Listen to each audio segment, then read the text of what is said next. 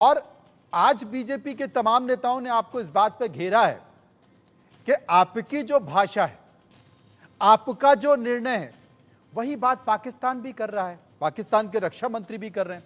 तो सवाल तो उठेंगे ना।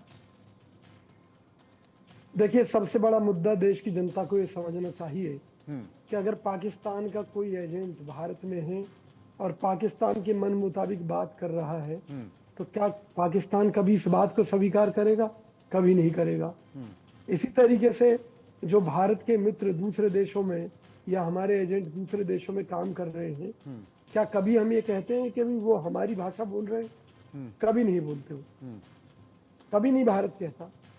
तो यानी कि सीधा सा अर्थ ये है कि जो पाकिस्तान बोल रहा है वो भाषा बोल रहा है जो मोदी जी चाहते हैं, क्योंकि मोदी जी वो। अच्छा, आपका ये कहना है कि पाकिस्तान से जो आवाज आ रही है वो मोदी जी चाहते हैं? जी, आपका ये कहना है कि पाकिस्तान से जो आवाज आ रही है, पाकिस्तान से जो बात उठ रही है वो मोदी जी चाहते हैं, इसलिए उठी है।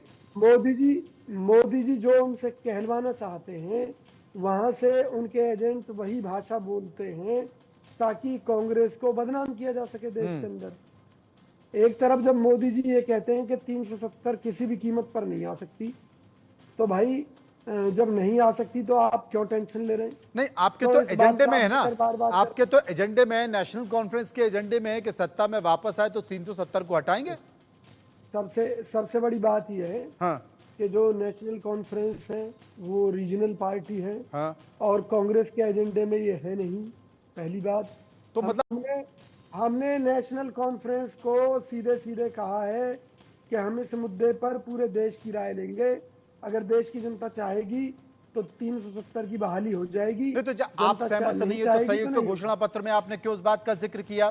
आप क्यों इस बात को जिक्र कर रहे हैं कि नहीं हम स्टेटस वापस लेके आएंगे? आप देखिए ना, सुनिए, अगर स्टेट में हमारी सरकार बनती है तो नेशनल कॉन्फ्रेंस का अपना एजेंडा है कि भी वो राज्य के द्वारा कुछ करना चाहते हैं। अच्छा, आपका अपना है और उनका अपना एजेंडा। लेकिन राष्ट्रीय स्तर पर जब तक देश एकमत नहीं होगा 370 के मुद्दे पर हम कभी इसे वापस नहीं लाएंगे। मतलब आप की सुनिए, जम्मू कश्मीर की जनता अगर 370 की बहाली चाहती है तो उनकी इच्छा का सम्मान होना चाहिए।